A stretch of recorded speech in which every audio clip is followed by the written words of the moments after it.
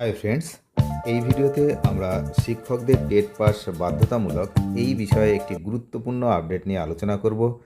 শিক্ষকদের আর টেট দিতে হবে না, বাধ্যতামূলক নয়, এমনই একটি বিল আসছে, সংশোধনী বিল আসছে, শিক্ষার অধিকার সংশোধনী বিল 2026। তো বিস্তারিত এই ভিডিওতে আমরা জানব যে আগে নিযুক্ত শিক্ষকদের জন্য টেট বাধ্যতামূলক নয়।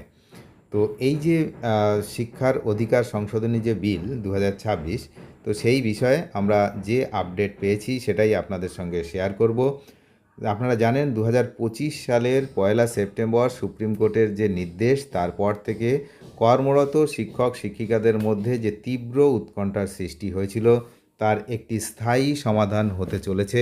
কেন্দ্রীয় সরকার right to education amendment act 2026 বা শিক্ষা অধিকার সংশোধনী বিল আনার আইনি প্রস্তুতি প্রায় সম্পন্ন করেছে।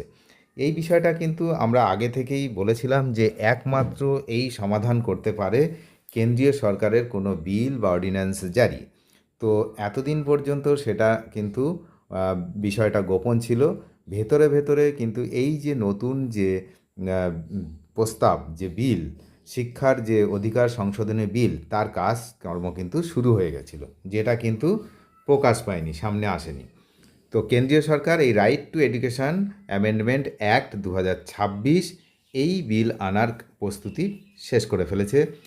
এই নতুন সংশোধনী অনুযায়ী পূর্বে নিযুক্ত শিক্ষকদের নিজেদের বর্তমান চাকরি বজায় রাখার জন্য নতুন করে শিক্ষক যোগ্যতা নির্ণায়ক বা টেট পরীক্ষায় বসার কোনো আইনি বাধ্যবাধকতা থাকবে না। খুবই গুরুত্বপূর্ণ বিষয়। গত বছর 2025-এর যে 1 সেপ্টেম্বর সুপ্রিম কোর্ট যে যুগান্তকারী রায় দিয়েছিল, সেখানে জানিয়েছিলেন যে কর্মরত সমস্ত প্রাথমিক ও উচ্চ প্রাথমিক শিক্ষককে বাধ্যতামূলকভাবে টেট পরীক্ষায় উত্তীর্ণ হতে হবে। শীর্ষ আদালতে সেই নির্দেশে বলা হয়েছিল যে সমস্ত শিক্ষকের অবসরের সময়সীমা 5 বছরের বেশি বাকি আছে তাদের আগামী 2 বছরের মধ্যে টেট পাস করতে হবে, অন্যথায় তাদের বাধ্যতামূলক অবসরে পাঠানো হতে পারে। অন্যদিকে যাদের চাকরির মেয়াদ 5 বছরের কম তাদের টেট পরীক্ষা থেকে ছাড় দেওয়া হলেও প্রমোশন বা পদোন্নতির সুবিধা থেকে পুরোপুরি বঞ্চিত করার কথা বলা হয়েছিল। তো এই নির্দেশের ফলে সারা দেশের পাশাপাশি পশ্চিমবঙ্গেরও কয়েক লক্ষ কর্মরত শিক্ষক শিক্ষিকা নিজেদের ভবিষ্যৎ ও পেশাগত নিরাপত্তা নিয়ে গভীর উদ্বেগের মধ্যে পড়েছিলেন। বিভিন্ন শিক্ষক সংগঠন এই রায়ের পুনর্বিবেচনার জন্য আদালতের দ্বারস্থ হয়। আপনারা জানেন যে আগামীকাল অর্থাৎ 2রা এপ্রিল তার একটা শুনানির সম্ভাবনা রয়েছে সুপ্রিম কোর্টের ওয়েবসাইটে, আমরা তেমনই দেখতে পেয়েছি।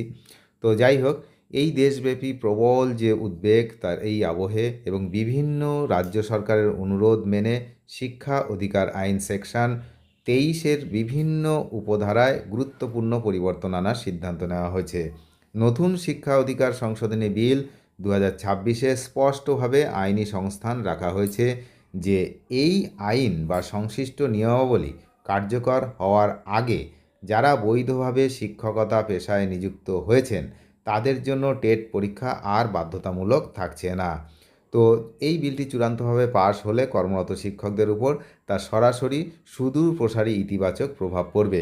আর আশা করি এই বিল যখন প্রস্তাব উঠবে তখন যে সমস্ত বিরোধী দলগুলো রয়েছেন, যেহেতু কেন্দ্র সরকার এই বিল পাশ করবে, তা বিরোধী দলগুলো এর বিরোধিতা আবার না করে। কারণ বিরোধী দলের তো যে কোনো সিস্টেমে বিরোধী দলের কাজই হচ্ছে বিরোধিতা করা। তো এক্ষেত্রে আবার বিরোধিতা করে কিনা সেটাও আবার দেখার। তো যাই হোক, বিরোধিতা করলেও কিছু কাজ হবে না, কারণ সংখ্যাগরিষ্ঠ যারা আপনারা জানেন তারা বিল কিন্তু পাশ করতে পারবে অনায়াসে।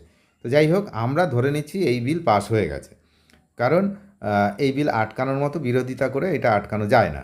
আর বিশেষ করে এই বিষয়ে বিরোধিতা কিভাবে করবে বা করবে কিনা সেটাও আমরা দেখার বিষয়। তো চাকরির সুরক্ষা নিশ্চিতকরণ হবে। আগে নিযুক্ত শিক্ষকদের চাকরির নিরাপত্তা বা বর্তমান অবস্থানের ওপর কোনো নেতিবাচক প্রভাব পড়বে না, তাদের চাকরি ছাঁটাইয়ের কোনো আশঙ্কা থাকছে না। পদোন্নতি ও সিনিয়রিটি বজায় রাখা। শিক্ষকদের পদোন্নতি বা প্রমোশন এবং সিনিয়রিটির ক্ষেত্রে টেট উত্তীর্ণ না হওয়া কোনো বাধা হিসেবে আর বিবেচিত হবেন না। অবসরকালীন সুযোগ সুবিধা, রিটায়ারমেন্ট বেনিফিট বা অবসর গ্রহণের পর পেনশন, গ্র্যাচুইটি সংক্রান্ত যে সমস্ত যাবতীয় সুযোগ সুবিধা পুরনো নিয়মেই সুরক্ষিত থাকবে। নতুন নিয়োগদের জন্য নির্দেশিকা থাকবে। টেট পরীক্ষা মূলত এই সংশোধনী আইন কার্যকর হওয়ার পর যারা নতুনভাবে শিক্ষক হিসেবে নিযুক্ত হবেন তাদের জন্য আবশ্যিক হিসাবে গণ্য হবে। তো এই বিষয়ে কিন্তু টেট পরীক্ষা দিতে না হলেও রাজ্য সরকার কর্মরত শিক্ষকদের পেশাগত মান উন্নয়নের জন্য প্রয়োজনীয় প্রশিক্ষণের ব্যবস্থা অবাধে করতে পারবে। এর আগেও রাজ্য সরকার এর উদ্যোগে কিন্তু যে পিকক মডেল ও সিসিই এর মতো প্রশিক্ষণ কর্মসূচি অত্যন্ত সাফল্যের সঙ্গে পরিচালিত হয়েছে। সম্প্রতিকালে স্কুলে সেমিস্টার সিস্টেম চালু হওয়ার সময়ও শিক্ষকদের যথাযথ প্রশিক্ষণ দেওয়া হয়েছে। আগামী দিনেও এ ধরনের স্কিল আপগ্রেডেশন যেগুলো আছে সেগুলো সেই প্রক্রিয়া নিরবিচ্ছিন্নভাবে চলবে। তবে এই ধরনের প্রশিক্ষণ কোনোভাবেই টেট পরীক্ষার সমতুল হিসাবে গণ্য হবে না এবং এর সঙ্গে চাকরির মৌলিক শর্ত যুক্ত থাকবে না। তো লাস্ট খবর পাওয়া অনুযায়ী দ্য রাইটস খসড়া বিল মার্চ 2026 যে সংসদীয় খসড়া বিল কিন্তু তৈরি হয়েছে মার্চ 2026-এ। The right of children to free and compulsory education amendment bill 2026-এর খসড়ায় সেকশন 39-এর এ নতুন করে যুক্ত করার প্রস্তাব দেওয়া হয়েছে। এই খসড়ায় খুব স্পষ্টভাবে উল্লেখ করা হয়েছে যে টেট সংক্রান্ত যোগ্যতা নির্ণায়ক যে সমস্ত নিয়ম কেবলমাত্র ভবিষ্যতের নিয়োগের ক্ষেত্রেই প্রযোজ্য হবে। উপযুক্ত সরকার শিক্ষকদের পেশাগত দক্ষতা বৃদ্ধির জন্য প্রয়োজনীয় নির্দেশিকা তৈরি করতে পারলেও তার সঙ্গে কোনোভাবেই শিক্ষকদের বর্তমান চাকরির নিরাপত্তা বা পদোন্নতির কোনো প্রত্যক্ষ সম্পর্ক থাকবে না।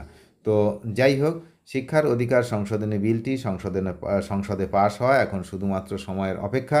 এই বিল সম্পূর্ণ আইনে পরিণত হলে দেশের বহু কর্মরত শিক্ষক শিক্ষিকাদের দীর্ঘদিনের যে মানসিক চাপ, দুশ্চিন্তা, সেগুলোর কিন্তু একটা চিরস্থায়ী সমাধান হবে বলেই আমরা মনে করছি। যাই হোক, কী হয় এবং আগামীকাল এই মূল যে মামলা তার আবার যে রিভিউ পিটিশনগুলো ছিল তার একটা শুনানির ডেট আমরা সুপ্রিম কোর্টের ওয়েবসাইটে দেখতে পাচ্ছি। সবই নজর রাখছি, আপনারা নজর রাখুন এবং চ্যানেলে যারা নতুন তারা নিয়মিত আপডেট পেতে অবশ্যই চ্যানেলটিকে সাবস্ক্রাইব করে সঙ্গে থাকবেন। ধন্যবাদ।